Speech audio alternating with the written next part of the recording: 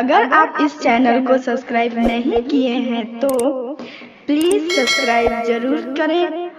और बेल बटन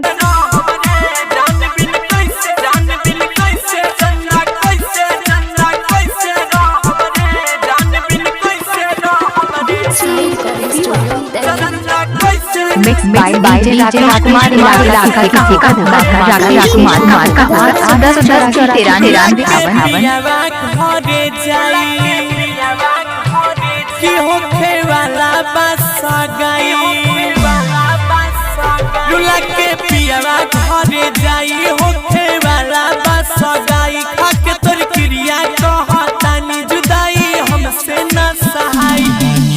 मरद दिल के दर्द लेखी कैसे सहबरे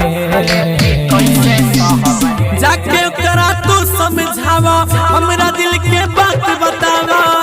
ए चंदा कैसे रहबरे जान बिन कैसे रहबरे चंदा कैसे रहबरे जान बिन कैसे रहबरे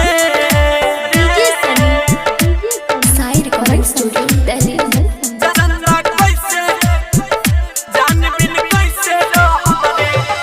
mix by DJ Rajkumar number 08449585 नजरिया में हम जे करा दिल में अपना बसैनी सातों जन्म तक साथ जिए के क्रिया साथे खैनी पहिला नजरिया में दिल में बसैनी सातों जन्म के क्रिया खैनी के मुहावा तोर दी दिलवा दुख के करा से कहबरे जाके करा तू समझावा हमरा दिल के बात बतावा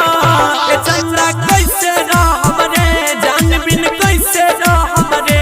चंदा कैसे रहबरे जान बिन कैसे रहबरे नाम राजकुमार फुलवरिया जिला मधुबनी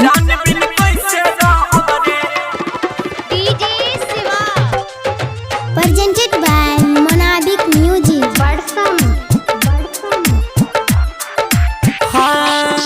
जैसे चकोर के खाती तू जागेला भर रतिया वैसे हम जिया तनी देख के ओकर सुरतिया जैसे जागेला तू भर रतिया वैसे जिया तनी देख के सुरतिया और बहनी सन्नी कहेला अब नहीं जियबरे जाके करा तू समझावा हमरा दिल के बात बतावा ए चंदा कैसे रहबरे जान बिन कैसे रहबरे चंदा कैसे रहबरे जान बिन कैसे रहबरे मिक्स बाय DJ राजकुमार इलाका